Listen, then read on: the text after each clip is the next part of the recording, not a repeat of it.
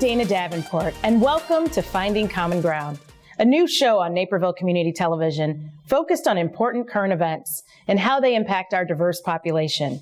We are many voices of one community, often with strong opinions on every side of an issue.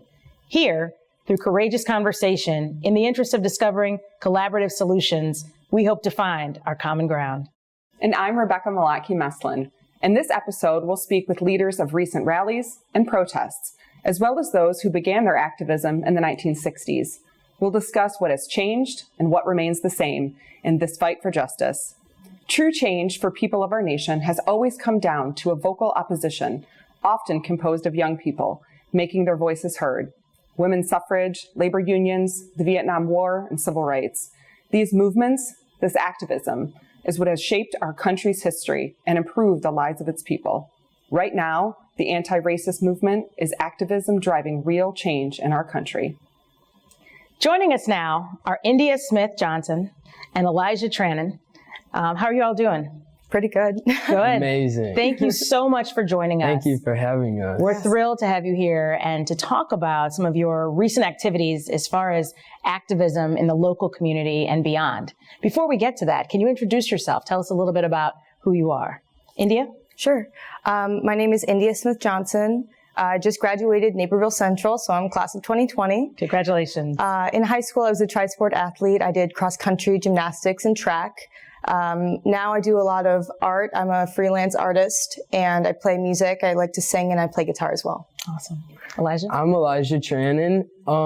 I play baseball for the Naperville Renegades, and I wrestle at Naperville Central. I'm a junior. In my free time, I usually go skateboarding with my friends. That's what I like to do. So what was your reaction to George Floyd's murder? I mean, it's obviously very heartbreaking, but my reaction was one mostly planted on anger because of all of the things that I've seen personally happen to my family and to my friends and to people in my community. It was a feeling of just, general upset because there are things that are happening similar to that right where we live, and there wasn't so much being done about it yet, even though both Elijah and I have been working to get progress made on that during the school year. So my reaction was one of anger and just I needed to do something. So I became really active afterwards. Yeah, my reaction was similar to Indya's.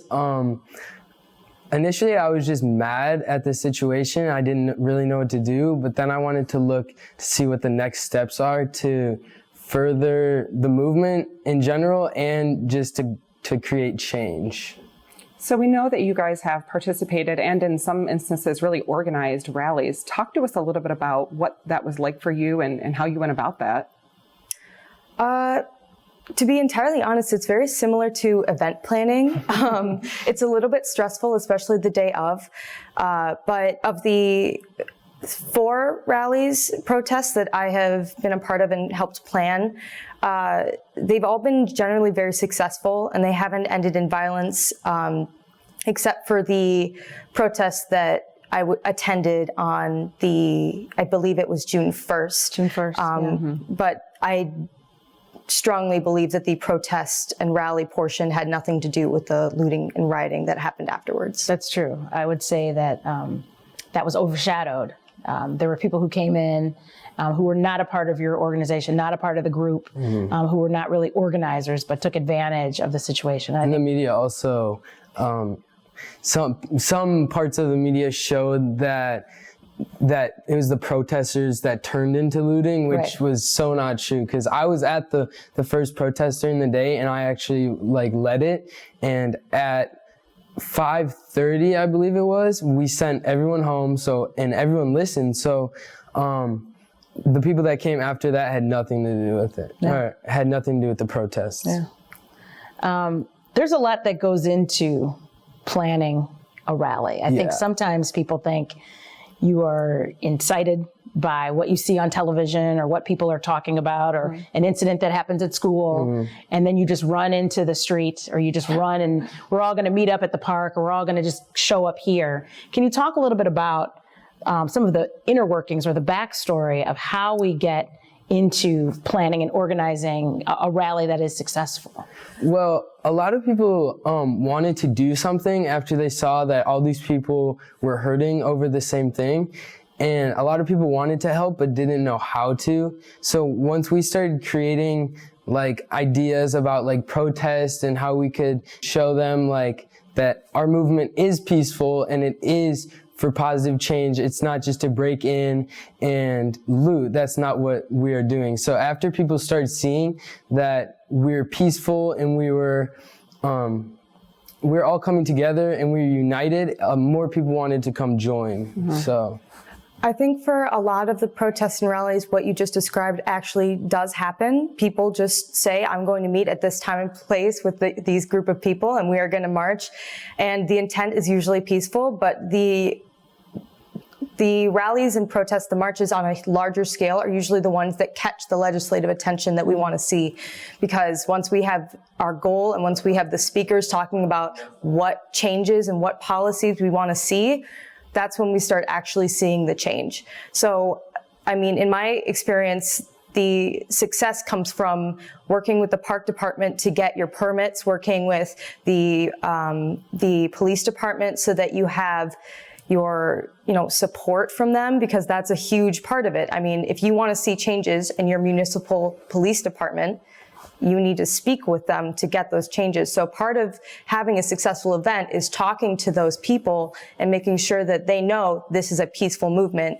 This is what we want to do, and this is what we want to see after we do this, so that we have this huge group of people that is, showing that they want the same thing. Because as Elijah just said, we're all hurting over this same thing. So we need to do something about it. Mm-hmm. So, I mean, the success comes from having all of those people to say the same thing and say it to the people that need to hear it. So, obviously we're talking with you all, you're young people. I think a lot of times older generations underestimate what young people are capable of. And I'm thinking about how you're working with friends and peers, but also people of different generations potentially. Who were you talking to first? Were you talking with friends? Were you talking with peers? Were you talking with members of maybe organizations that you're a part of to kind of, again, get that groundswell of support and also just that conversation going? I started talking with the NAACP. I joined in maybe November, December, after my father had an incident with the Naperville Police Department. So I started getting a little bit active there. But the first people that I started talking to was them, because they were the people who I was like, hey, I need speakers for this event that I helped someone organize. And that was probably the first protest that I started organizing. So those were the people that I talked to. I also spoke with, activists around the area as well, because I wanted to extend my reach as far as I could to get as many people in as possible. For me, we created some groups on social media to kind of bring everyone together and bounce ideas back and forth off of each other about the protests and like how to run them and the different steps we had to go through. So we made like a few groups to try to just like get more people together. What have you found to be most challenging about rallying a bunch of kids together, a bunch of young people? Sometimes they say, whenever you're trying to do anything, event planning, right, it can be like herding cats. And there can be a lot of frustrations. Is there anything that you want to share that was frustrating or complicated or something you didn't expect in doing this?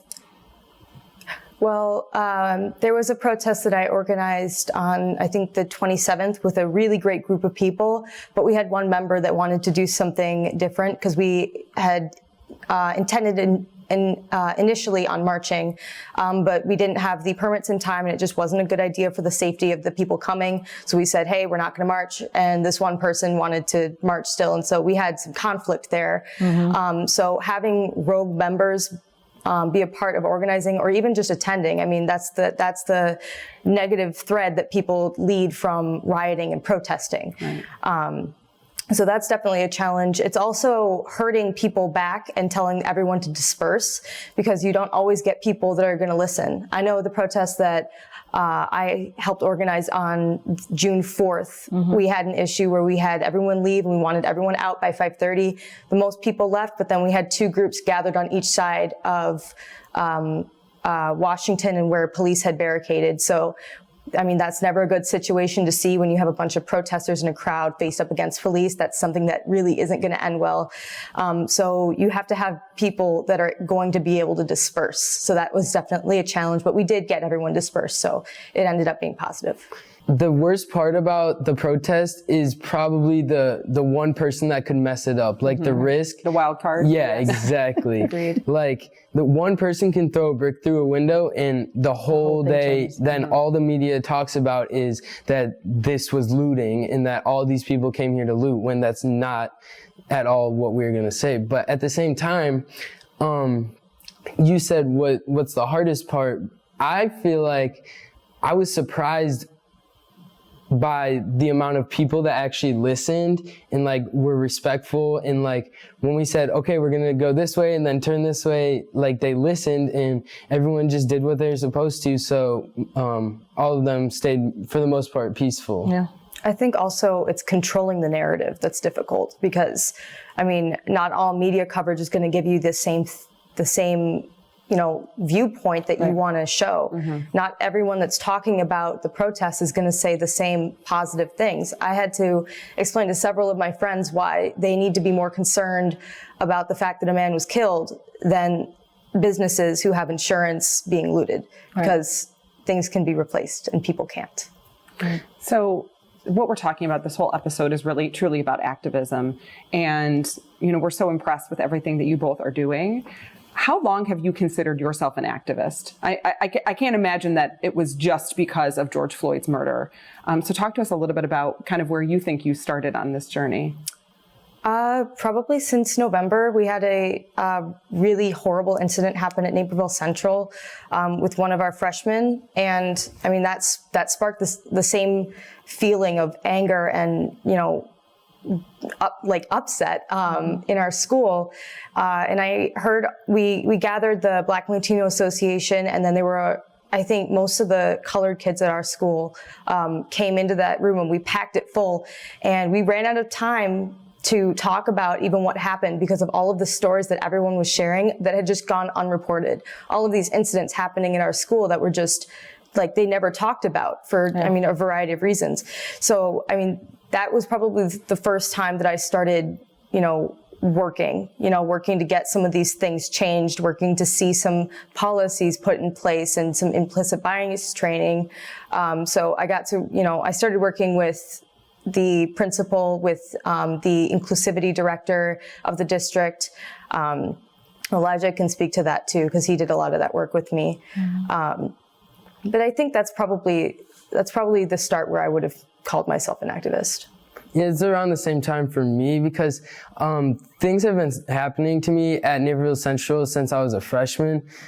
Just little things that weren't big enough to actually do something about it. So after the incident happened around November with one of my good friends was the one that it happened to, we were kind of like, well, what can we do? So we brought a group of people together and we started getting ideas of different stuff to do, and we started meeting during the mornings.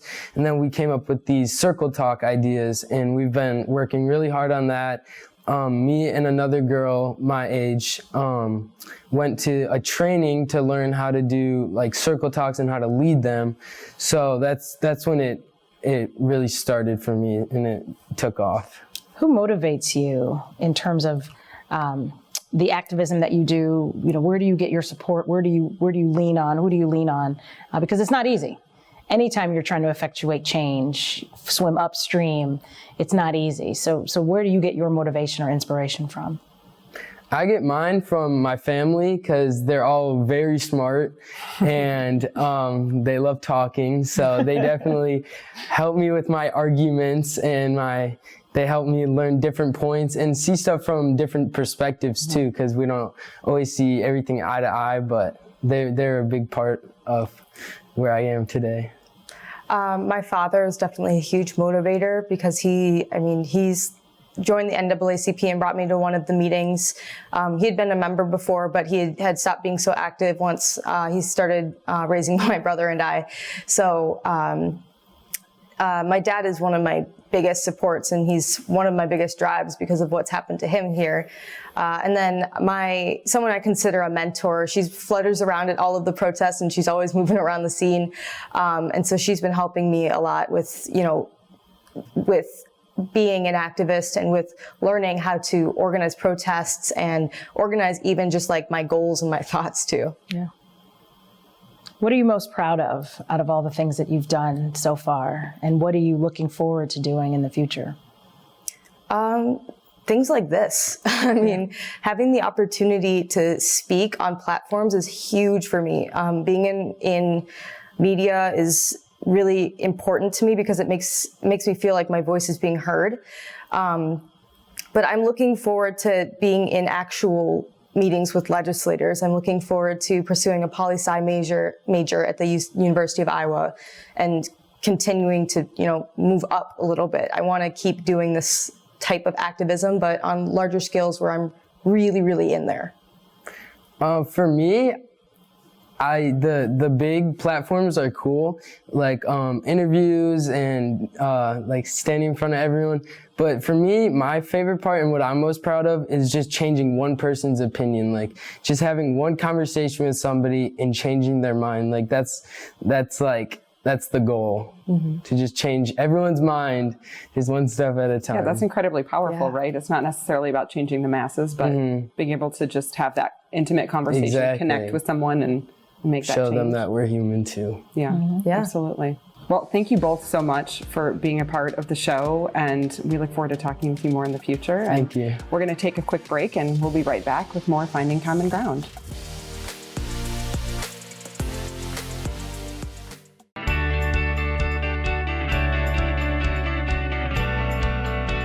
In Naperville, we know that community counts.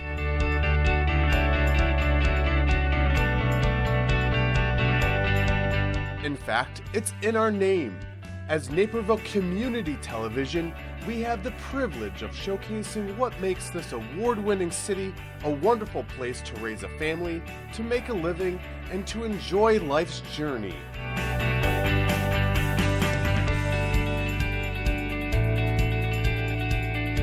That's why it's our mission to capture on camera those special moments that connect us.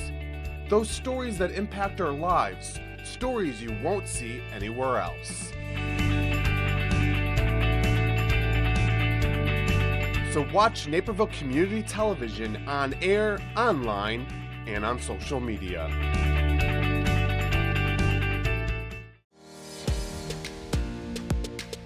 Welcome back to Finding Common Ground. We are joined now by two guests to whom activism is nothing new. Meet civil rights activist Thomas M. Armstrong, an author of Autobiography of a Freedom Rider, My Life as a Foot Soldier for Civil Rights. In the segregated Deep South, when lynching and Klansmen and Jim Crow laws ruled, there stood a line of foot soldiers ready to sacrifice their lives for the right to vote, to enter rooms marked white only, and to live with simple dignity. They were called Freedom Riders, and Thomas M. Armstrong was one of them. Welcome. And welcome, Mr. Louis Freeman. In 1980, Mr. Freeman became Southwest Airlines' first black pilot. And in 1992, he became the first black chief pilot of a major U.S. airline. But much earlier in his life, Mr. Freeman and his brother were part of a group of 10 students who were the first to be integrated at Woodrow Wilson High School in Dallas, Texas. Mr. Freeman, tell us about that experience. It was an interesting experience because we didn't want to go. We were at James Madison High School. We were familiar with James Madison, and we did not want to experience that new experience. But they drew the line right down the middle of our street. The kids on one side of the street continued to go to Madison, and we ended up going to Woodrow. And the good thing about it was nobody was used to anybody else. So we spent a lot of that first year just feeling each other out. because the Caucasian kids weren't used to being around blacks at all. And being in a black community, we spent no time around whites. So we spent the whole year just filling each other out. Nothing bad happened. Nobody called you any names or anything, but they just kept watching you and wondering what you were going to do.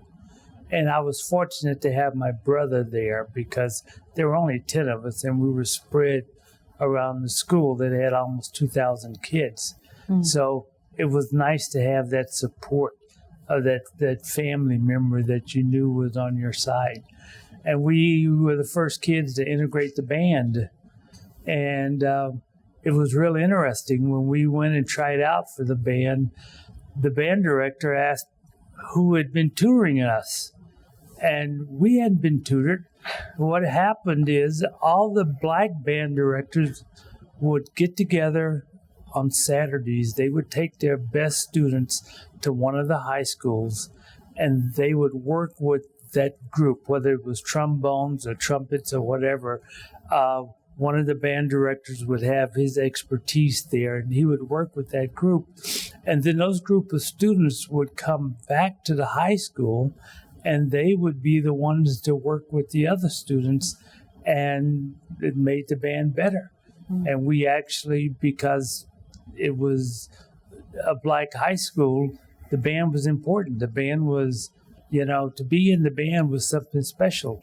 So everybody worked really hard. And we didn't want to give that up. That was one thing. We didn't want to give that up. But when we got over to Woodrow, we were wondering if we were going to be able to compete. And we had heard all these stories about how all the white kids had tutors and all that stuff and taking special lessons. But we were able to compete. Our band director was the one that basically taught us our instruments, and the other students and everybody working together built our skills. And we were just as good as everybody else. And that was pretty impressive. Yeah. It really was. Mr. Armstrong. Yes. You are the same age as Emmett Till would have been. Yeah. Had he lived. Yeah. And yet you started your civil rights work at age 17. Yes. Seriously. Around that time? Seriously. Around that time? Yes. You were a foot soldier for civil rights. What exactly does that mean? Okay. Basically, just being on the front line, being able to, and willing, of course, to participate in all of the activities that was going on at that particular time. Now, there was a whole range of them throughout my participation.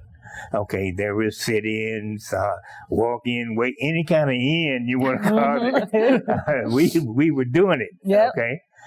So being there and wanting to do it, okay, that was the main thing. Being committed to the cause. Yes. And the more committed you are, the more enabled you would become to do particular things. Many of the things, sometimes, now, we have, up until Corona, of course, the virus, we've had meetings in Jackson, Mississippi, annually, okay? And we meet there, and actually it's a Freedom Riders meeting, okay? But 4 or 5 of us who were together at all times in Mississippi in the 60s, we have a separate meeting. And every time the question comes up, why did we do what we did? Certain things, and nobody knows, because we wanted to do it. If we had to do it. We felt we had to do it, yes. And that foot soldier, that's the attitude of a foot soldier. Mr. Freeman, we were talking previously, and I heard you mention something about not giving up too much of yourself, and this idea of being a part of the group that was integrated into this high school and wanting to maintain, as you mentioned, even, that how important that band was to you at the black high school. And then moving into this white high school. Talk to us a little bit about your mindset and how you don't want to give up too much of who you are in those other spaces and what became a really white space for you and your brother. You have a culture, and in a lot of different ethnicities, you keep that culture at home. And then when you walk out the front door, you make a change. You make a change so that you can assimilate into the other general culture. But you have to be the one to make up your mind how much of yourself you want to give. Mm-hmm. You know, you can give up everything and you can try to pretend that you're something that you're not and that you're someone that you're not, and that's no good. In the last segment, the students of color who we were talking to, the young students, are activists, and they became activists after incidents that happened in their high school. Very similarly, they were in the minority, and it's what's happening today. Kids in all places, you know, are being targeted. Race tensions are very high. What advice do you have for those young people who are watching, who may be one of few students of color assimilating or being at a majority school? One thing I like to impart to young people during those type of situations during these times, and that is know yourself at the beginning. Then being an activist, organizer, if you are in that arena, then you go where the problems are. You know, I tell them that if your talent is reading, then write the best songs, best words Best of article. hope. Yes. You know, if it's singing, sing the best song you could possibly sing. Whatever your talent is, use that talent, okay, to make things better. That's what I try to do. Yeah. Having a talent and using the talent also helps you to assimilate. Yeah. Because the people in that culture appreciate excellence, whatever it is that you do. And so, like with us in the band, we were pretty good. What did you play? I played the tuba, the sousaphone, and my brother played the trombone. But we were pretty good. And so the other band kids accepted us because we knew what we were doing. If we had been just barely hanging on and were there just for the show, it wouldn't have worked. They would have treated us like that. But they didn't treat us like that. And I just wanted to say I had almost similar experiences in band. I played the trombone. And even though we were not going around to white schools at that time, it was all black schools, we did the same thing that you did. And I was pretty good too. All right. Fantastic. You've both experienced so much, and that there's been obstacles in your way, you know, all along. What keeps you motivated, kept you moving forward? It's that idea that it takes a lot of courage when you're met with those obstacles. So when there's those positive things happening, like you were able to play in the band and they made sure that that was integrated. But I'm sure there was plenty of times when things didn't go your way, but also things, you know, for you, Mr. Armstrong, I'm sure were life-threatening. And what gave you that courage to continue to move forward? In my case, there was a host of things. Number one, I would say the first would be the murder of Emmett Till. We took that motivation and tried to use that to make change. The other thing was during my just prior to my entry into the civil rights activism arena, people were getting killed in my area of the country simply because they attempted to vote. Okay, they wanted to vote and couldn't vote. And some people are even getting killed for talking about voting. That's hard to believe during this particular time, but that's an actuality. And Lamar Smith, 30 miles from my hometown, he was in Brookhaven, Mississippi, killed on the courthouse lawn holding a fistful of absentee ballots he was trying to deliver. Not only him, there were other martyrs of that particular time that they gave me courage for the simple reason that I did not want their deaths to be in vain. I had to take up the cause that they attempted to deliver to us and move it forward. And I had friends who felt the same way. And we wouldn't let nothing stop us. One of the things you talked about in your book, about some of the things that you're most proud of, or your biggest achievements were surviving your experiences. Just surviving your experiences, because it took an incredible amount of courage to step into those scenarios. Can you talk about, one of those experiences that are most memorable to you? Near the end, actually, of the Freedom Rider session there, December 61. In fact, December 1st, 1961, I was asked, along with a college mate of mine, to go to a little town called Macomb, Mississippi, and pick up Freedom Riders that was coming into Macomb from Louisiana. And the procedure is you go and you talk to the law enforcement officials. In that particular case, it was the chief of police. We met with him and we asked for protection for the Freedom Riders that were coming in. In about 30 minutes from that particular time, he could not offer, or did not give us any protection. He wouldn't promise any, didn't promise any to us, the Freedom Riders, or anyone else. Well, the bus came around the corner, six Freedom Riders, all black, exited the bus right near the door, of the station. They walked into the station. My schoolmate, MacArthur Cotton, and I were there to meet them, of course. And MacArthur goes into the station with them. I stay outside to monitor the situation. Believe it or not, there were nobody on the street. It was completely bare, except one policeman at one end and one at the other. That was strange.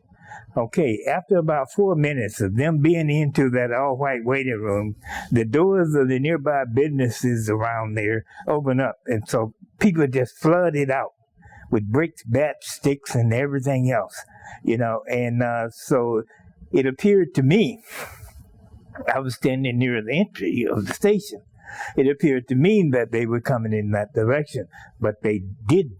They stopped 3 doors down from the station, businesses down from the station. There were 3 Time Life photographers taking pictures. They beat them up unmercifully, threw them through the store window after they finished beating them. And by that time, the chief of police came out of the pool hall where he was hiding. And he came out, and it's just lucky for us. I was able to go into the station and tell my friend MacArthur Cotton, let's get them out of here. Things are happening on the outside. And so we were able to bring them out, and the chief of police had a change of heart. When he saw the people beating up those Freedom Riders, MacArthur and I think MacArthur got hit a couple of times. I didn't even get a scratch on me, amazingly enough. And the chief of police, as I said, had a change of heart and led us through the crowd. The local newspaper editor said that there were more than 400 people out there with all kind of things to bring harm to people. And what I like to tell young people also today is find yourself a song, find yourself a poem or something that's going to take you through those troubled times. When I was in the midst of hateful mobs and so forth, my song was Precious Lord, Take My Hand. That song would come to me, and it come to me in a whole lot of fashion. It brought me closer to my faith, but by the same token, I really wanted to get out of that situation that I was in.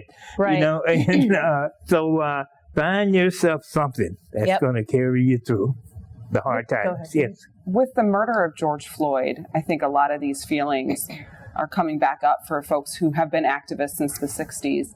So, Mr. Freeman, as you think about what's happening in protests and rallies right now, what about this sounds and feels familiar to what you experienced in the past and in comparison to what's happening right now? It brought to mind the way I felt back in 91 when Rodney King had gotten beaten. It was all on video. So everybody just assumed that because it was on video that the policemen were going to be convicted, and then they weren't. The feeling deep in your stomach that you got then, it just makes you want to throw something. It really does. Because you're like, this is still going on. Like in the 60s, it was going on way before then, but we were around in the 60s. And then here it is, the 90s, and I have 2 young children, and it's still going on. You felt like that. And now with this one, with George Floyd, just the arrogance and the nonchalant look that policeman had. His glasses were up on his head, so he obviously hadn't been in any kind of tussle. Otherwise, there's no way those glasses would have stayed up there. And he was just basically looking into the camera, putting pressure on his neck. Yeah. He didn't care who knew. And that arrogance just really, it makes your blood boil. It really does make you want to do things. And I'm glad we have the young people like we did back in the 60s that are willing to be the foot soldiers. Because back then, the young people were the foot soldiers, but the older people backed them up because there were black landowners that would put their land up as collateral to get them out of jail. So it was a group effort. It really was. And we need the same group effort now in order to keep this thing moving. How important is allyship, particularly from white people, in terms of making progress and getting behind these movements and supporting, particularly in Black Lives Matter as we move forward now? I can remember back as a member of the Student Nonviolent Coordinating Committee organization when we at first had an assimilation of black and whites combined. In fact, we had 436 freedom riders. Half of them were Caucasian, half were black. And we needed that Caucasian race, those sympathetic individuals, to support us. Yeah. I think that it has to be a group effort. That's the whole thing we're trying to do, is to unify the United States. And the only way you're going to unify it is people working together. And without the various races, and we actually have people all over the world working right now, which is fantastic. But you'll never get it done just by yourself. You need to have a unified effort and a group effort and work together and be as harmonious as you possibly can. Yes, there's going to be splits, but you still need to have one single purpose and goal. Single purpose, allyship. We appreciate you both joining us. We're going to take a little band break, and we'll be right back on Finding Common Ground.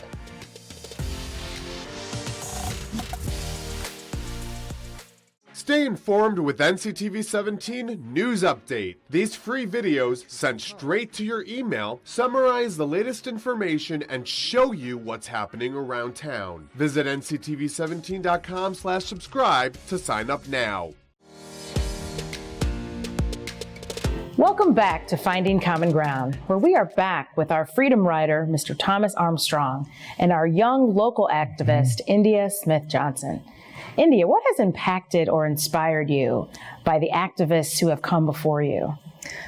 I think a lot of it is learning from what everyone has done before me and seeing that they did it.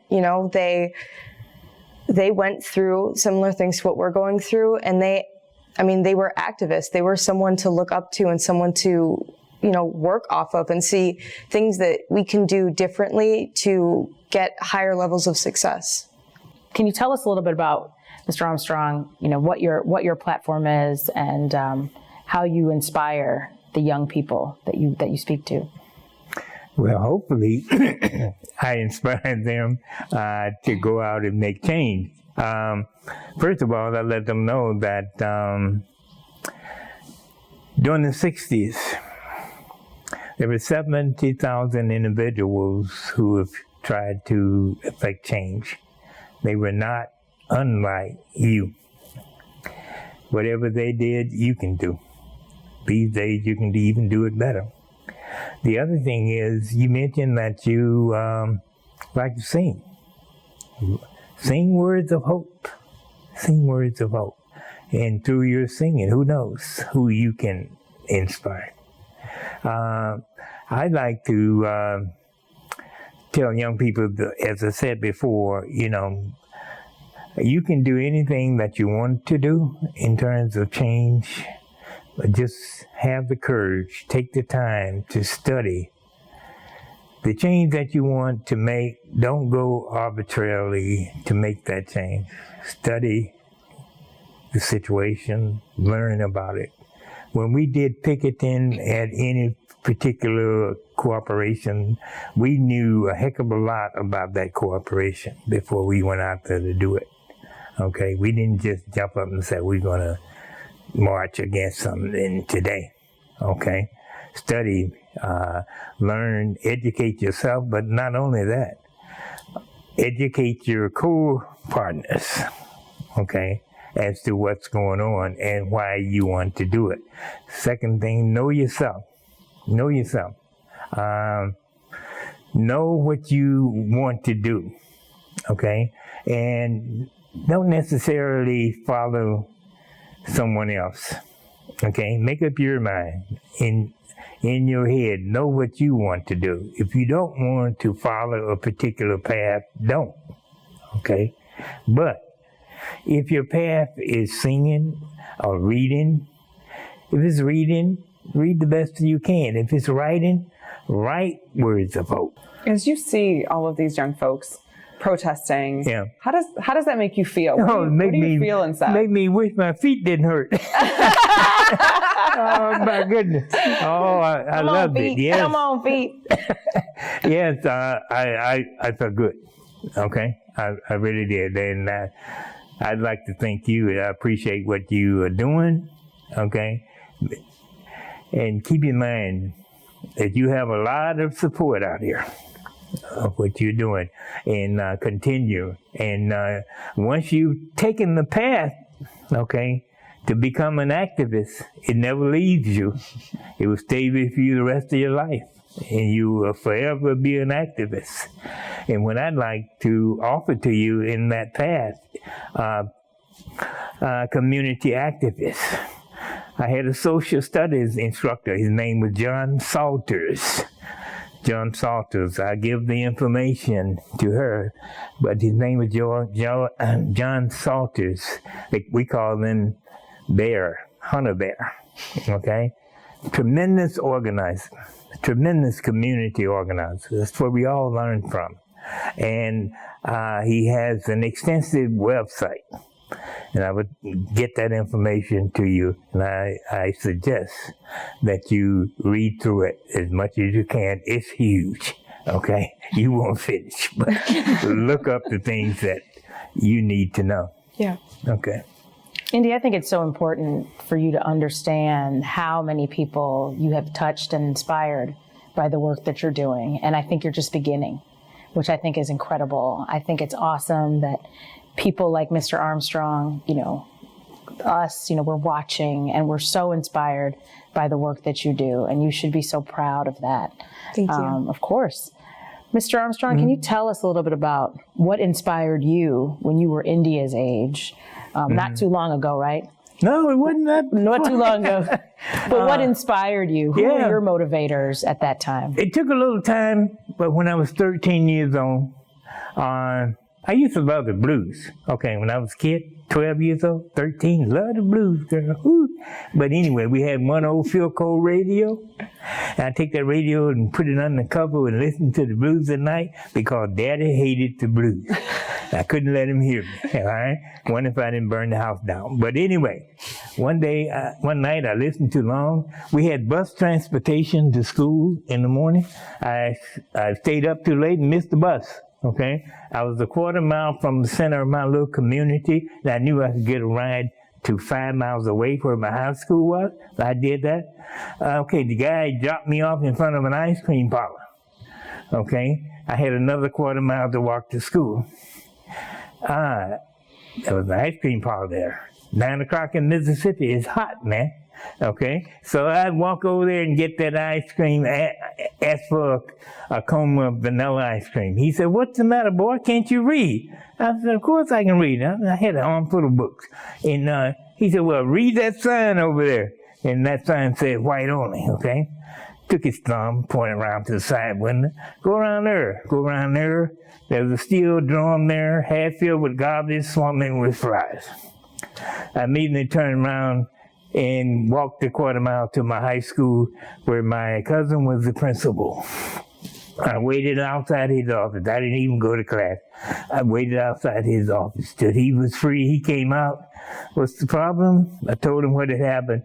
And he said, "Don't worry too much about it. We will not frequent that place, that establishment anymore." That was my first overt connection with racism, okay? And it kind of, it put something on my mind, okay? Then I began, see, most of my relatives in my area were teachers or educators, you might say. And many times they met in my house on the weekend to discuss matters of concern. I was small, they wouldn't let me in, so I stood behind the door. Okay, and I listened to all what was going on in the community. Who got beat up today? Who got killed today? Who lost their farms today? Okay, all that kind of stuff. And that kind of stayed on my mind. When I got to Tougaloo College, okay, I just got lucky to have another social studies teacher who was a German, who had escaped from Nazi Germany, okay? All of the trouble there. And he used to tell me all the time, "You looking for freedom? It's not looking for you. You got to go get it." You know, and that stuck with me. And I joined up. I attended a mass meeting in Jackson, Mississippi one night with another student. Mega Everest, my mentor, happened to be facilitating that particular meeting, and he brought up the fact in my home county, 1,000 individuals was taken off the voter registration roll simply because they were black. Yeah. Okay, then when he called for people to help him replenish those rolls, I felt like I didn't have a choice. Okay, so that's how I really got involved in the civil rights movement. What are some of your goals? When we talk about talking to legislatures that are affecting change, what are those big goals that you're thinking about that you want to be a part of? Well, I want to see qualified immunity abolished. I don't want to see it anymore. I want the police union dismantled and rewritten, and I want all of those contracts renegotiated because it's incredibly difficult to fire and reprimand cops that are doing less than their job. Those are the two big things that I really, really want to get pushed, because I feel like right now legislators they're listening, and then there's so many different messages coming at them right now. Like there isn't one big defined statement. I know there's a lot. There's a big one going in Chicago, but I feel like the people that are from here feel like Naperville doesn't have the same issues, so they can't have the same type of blanket statements, but it's not true. Right. So that's another thing that I want to see is, like, from the legislative level, that type of reform. And there also needs to be community reform as well, because this community it feels like they still need eye-opening. Mm-hmm. I think people are listening, and they're certainly paying attention. What's one way that some of the older generations can support you and other young people in your objectives? There's a lot of different ways. Yeah. If you're talking about supporting the movement, period, there's things like joining the NAACP, protecting commerce and actually controlling where you're spending your money, like spending your money at places that have done racist things and not given any sort of statement about it, bringing those things to light. That's important too. as for supporting the kids specifically, I mean, the types of posts and things that like I have been seeing on Facebook and like the comment sections are disgusting. Right. So going in and correcting fellow adults from saying that things like these kids need to go get a job. They don't know what they're talking about. They're so lazy that's my favorite comment. They're so lazy when we're literally out protesting. Yeah. It's things like that, checking themselves and, reining each other in and saying, hey, this is counterproductive and I don't care, Yeah. A lot of us older folks, a lot of them, you will find that really don't understand what you're doing, okay? And you are going to have to continue to reach out, okay, and talk to these people and try to find some kind of common ground, okay?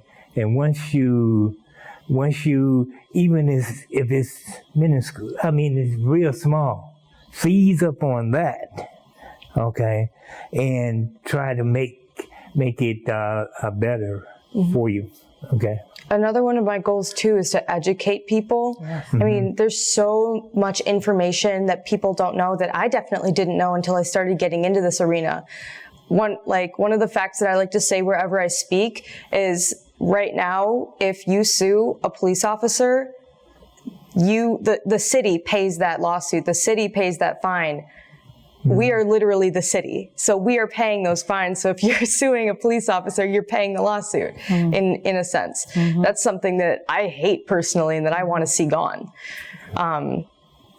So educating people on information like that, because when I say that to people, their blood boils because that's awful. And it's things that have been going on under people's noses that they don't even know about. So educating people on stuff like that is super important to me as well. We had the same problem with what we call the Mississippi State Sovereignty Commission, which was a spy organization that spied on anybody who stepped beyond that realm of segregation, okay? In fact, there are 27 pages on me in that particular thing that they spied us and got. But what happened was it's supported by the state, created by the state, paid for by the state. So I paid Mississippi money, okay, to spy on me and give my information to the Klan people so they could harass my people. Right.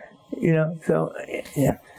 Mr. Armstrong, you were talking earlier about the voter rolls, purging rolls, right? Yeah. So we're coming up on what feels like one of the most important elections. Yeah. Ever, really. I agree.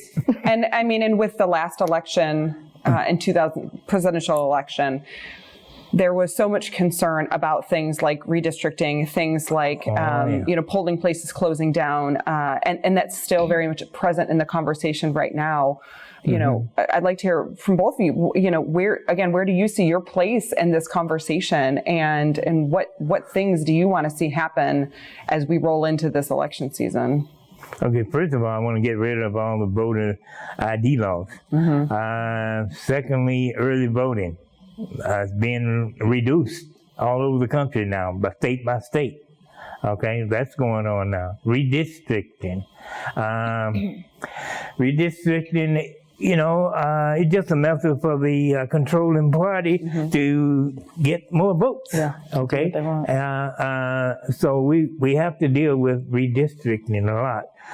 Eric Holder, I think he was the Attorney General. I think I got that title right. Under the Obama administration, is now previously working to kind of correct some of the redistricting errors that are applied today. So I'm concerned about that. So my main concern now is I have an organization called Foot Soldiers Journey. What we do, we are strictly, mostly and otherwise associated with voting, okay, the right to vote. And we are in the process now of developing digital media along with that. Prior to that, I gave presentations all over the country. But Corona took care of that. Right. Well, and this will be your first presidential election you're able to vote in, correct? So that's incredibly exciting, right? What do you see as your role in terms of, there's a lot, we were talking about young people and being called lazy, being called a lot of things, a lot of misconceptions and myth about what young people are doing out there in the community to affect change. And one of those things is, well, young people need to get out and vote, almost assuming that they don't want to or that they're not going to. What are you hearing from friends, from students your age, their feelings about this upcoming election? I think that we are going to have one of the largest voter turnouts for people 18 through maybe 30 that we've seen in a very long time. As what I've been hearing from friends is, I'm voting. Like, they want to vote. They want to have their voices heard. But I also think that it's like the misconception of laziness. It's very hard to do something when you don't know what you're doing. It's easier to not do anything. So a lot of it too is educating people on whether, like, how to make their voices heard, and that their vote does count if they put it in. Because a lot of times I've been talking to people and they're like, well, I mean, not my friends specifically, but, for instance, I was talking to one person and she said, well, I wasn't planning on voting this year because I feel like my vote won't count. And, that's a misconception that needs to be both addressed and, that narrative needs to be rewritten, because that's incredibly important, because your vote doesn't count if you don't put it in. That's right. And look at all the change that has effectuated from the protests, some that you've helped organize around our world. All the different things that have changed, legislation that has been taken before large bodies, large government bodies. There's been so much by the activism, both now and before. And so we thank you both for joining us for this important episode. I think it's so incredibly important that people exercise the right to vote, and that is something that has not changed over the years. I think the most common way people give up their power is by thinking that they don't have any. Yes. There is a great quote from Margaret Mead, who's an anthropologist, that we should never doubt that a small group of thoughtful, committed citizens can change the world. Indeed, it's the only thing that ever has. And as a young activist, I remembered latching on to that quote, because sometimes, as Elijah pointed out earlier, sometimes it's just changing one person's mind, and other times it's really making huge change.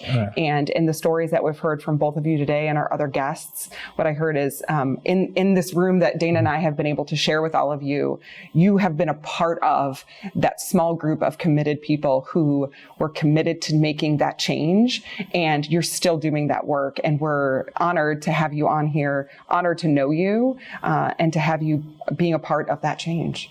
Yes, Andy, do you understand the older folks just a little better? Yes. A little bit better? Read the poem by Paul Laurence Dunbar, The Mask, M-A-S-K. The Mask. Okay. This has been another episode of Finding Common Ground. We'll see you next time. Amazing grace, how sweet